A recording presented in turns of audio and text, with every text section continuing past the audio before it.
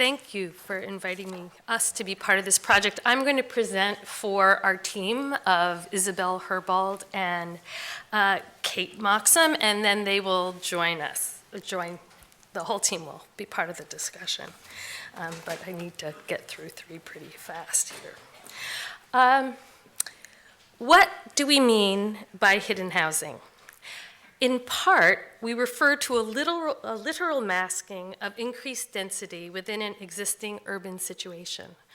But we also mean the existence of hidden opportunity for the development of community in unlikely contexts.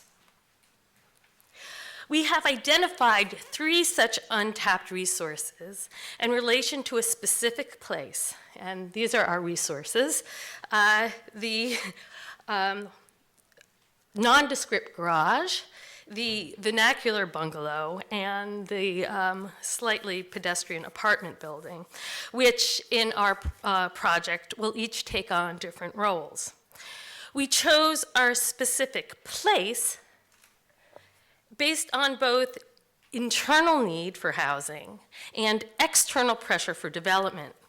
These two dynamics represent two economic user groups, commonly referred to as the gentrifier and the stalwart local.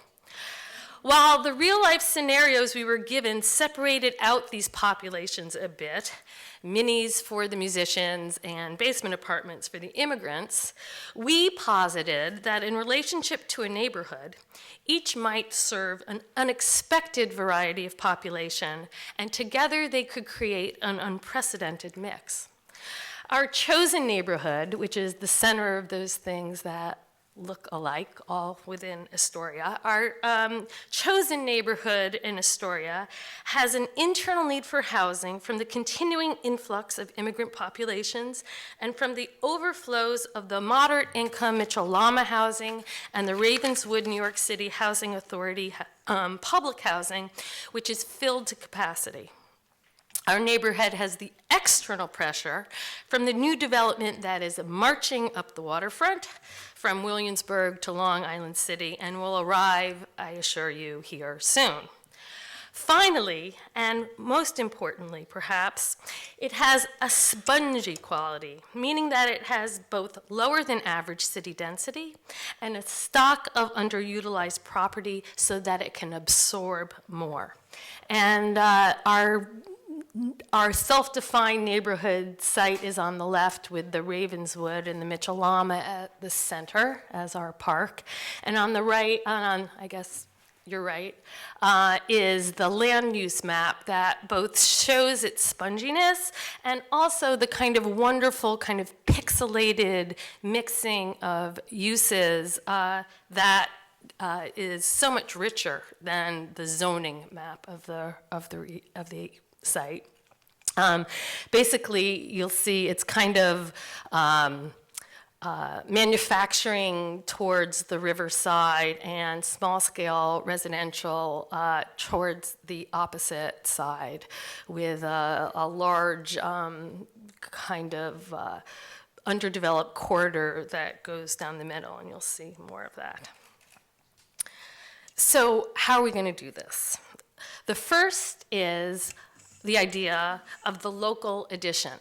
And there's an opener for each of our types that you can take a look at that shows our imagined range of potential users, and some of them which are actually currently used in the center, and they're labeled. I hope you can read them in the stats, the location of the building and the stats on one side. And these are the existing conditions.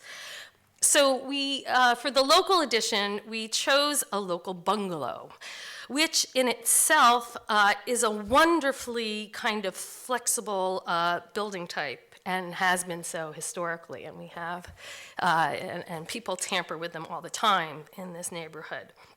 We take the definition of accessory unit seriously as one subordinate to the primary owner in residence, and we're designing accessory units. The accessory unit is an opportunity for the owner to invest in and aggrandize their home and thereby house their neighbors. In our retrofits, and this is a diagram of the kind of things we're going to do, we've inserted small, self-sufficient residences, each with their own kitchen, bath, light, air, and entrance, although albeit in some unconventional ways. But none compete with the primary entrance and space of the owner. And I don't have time to go through these plans in details, but here is our barnacleization of this bungalow. So here's the existing house. And here's the basement unit that gets light and air two ways. One little excavation, and the other is our solar scope, which is, you can buy them at Lowe's, that brings light and potentially air down through the kind of chimney-like thing in the front. There's the dormerization begins, and that one has a patio. I can't actually see the plans from here, so I hope you can read them. Oh, this is one of my favorite, the tower unit, overlooking the backyard, and the shed. Yeah, and here they are all together. This strategy is important because it is affordable and immediate, and a form of incremental development. It increases a neighborhood's density, one dormer at a time, without vast and sudden disruption to its character. Even with 7 units total, the barnacleized house is less than 4,000 square feet and does not exceed the current allowable FAR of 1.5. There are certainly urban impacts to adding 6 units to a house, maybe 60, 100 units to a block. For instance, to parking, whose requirement we have challenged is too steep given the tenant population character and also the presence of the subway. However, we have suggested a parking solution that is fundamentally an urban amenity solution, a muse, whose value as parking is balanced by its value as a pedestrian way, garden, playground, and meetings place. Next project, Raven's Nest. Our concept of shared housing emerged in response to the neighborhood's large multi-generational families of both immigrant and Ravenswood populations. But we felt that nesting different generations and types of housing within one building could also appeal to groups of unrelated adults, of which we just saw an example, and elders, communes, art collectives, and singletons in search of community, some of which are depicted here. And the building we're looking at, I forgot to circle it. We forgot to circle it in yellow. There's a tower-like thing and then a brick thing next to the tower-like thing. That's it. This existing building is of primarily one-bedroom apartments, each expressed by their exterior storage room known as the New York balcony. It's one of the few new neighborhood multifamily residential buildings outside of Mitchell-Lama and NYCHA, in part because of the neighborhood's prevalent R5 zoning. This is the existing building. Our intent, as expressed in this plan, was to carve out a place of shared resources and to group the apartments around them. The shared dining kitchen, so it's existing on the left and filled in on the right. The shared dining kitchen is created by compressing, but not eliminating, 2 apartments, the only 2-bedroom apartments. And we have swelled the honorific balcony over the building entrance.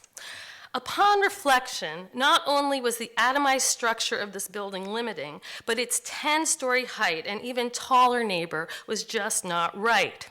There are unexplored alternatives in zoning between towers and single-family homes that are better suited to hiding in plain sight, namely R7. So we propose R7 as a way to simultaneously construct a properly scaled framework for the existing urban fabrics of this place, accommodate the real neighborhood population, and robustly manage the kind of development pressures that have already transformed 4th Avenue and Park Slope. And the street that is on, I think, is very much like Park Avenue 4th Avenue and Park Slope. We organize our prototype, and this is a diagram with two different zoning envelopes on it. We organize our prototype as nested communities, one lodged within the other. In the diagram, you see the largest scale of organization as 2 floors of apartments and a mezzanine organized around a shared or common living room. And we'll see there's also kind of common kitchen and laundry, and also you see from the cruciform 2 really big outdoor balconies and various internal ones. And the larger idea is that there's a mix of larger apartments and then smaller ones that create different kinds of mixed communities. It could be the elderly, it could be the mother-in-law, it could be a singleton.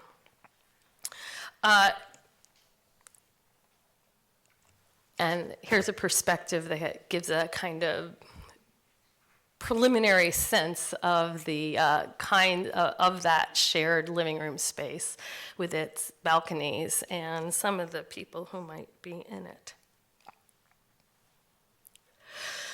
On the main floor, I'm just going to show you the main floor, and not the mezzanine. 4 large apartments and 4 very small ones open onto a main floor.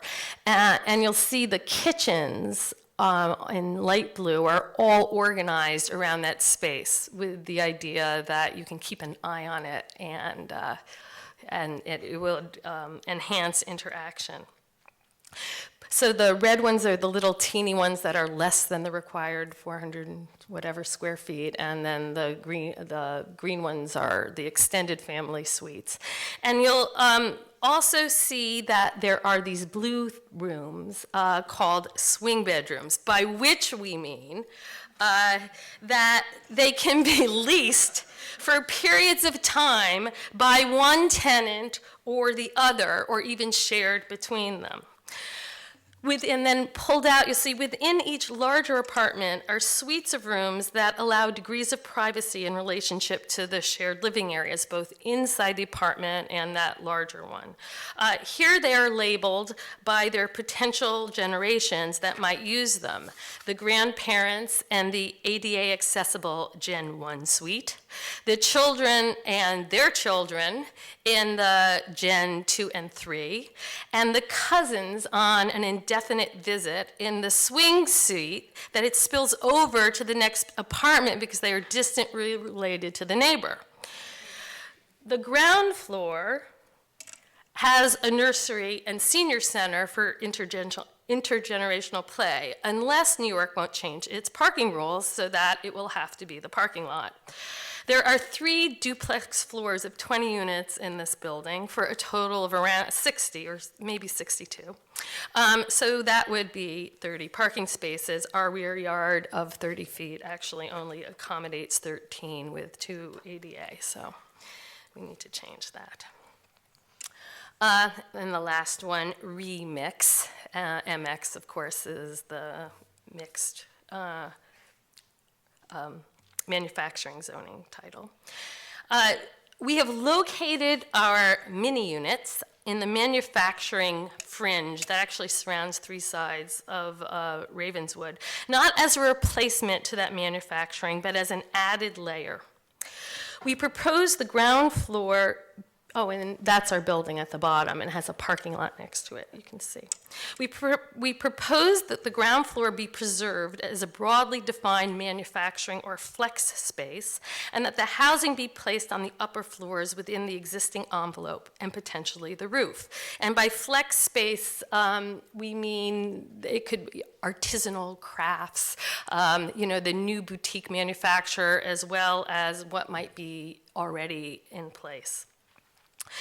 In this building, an event space, in this building, which was a garage, we show the parking area spaces leased by the remixed tenants for their various professional endeavors, and the adjoining yard that is part of the property as the parking lot. And you can see that plan on your right. On the left is the plan above of the individual units, a few of which are fully ADA, each with an emergency kitchen and small bathroom with a single sink that switches between them, and I'll show you that in a minute. The idea is that they are small fragments of a larger dwelling that is completed by the public spaces, again, a theme to our presentations. To that end, the units are arranged around a courtyard so that they are not dependent on the existing facade for light and air and can hide behind it, but also for the collective space produced. Each floor also has a range of lounges and dining and kitchen area. We've got the laundry lounge and the lookout lounge over the courtyard.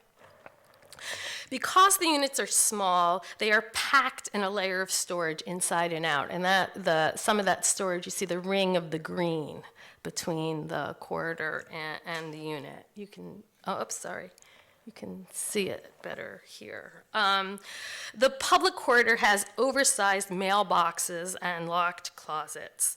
And the inside has loft storage and a closet as well.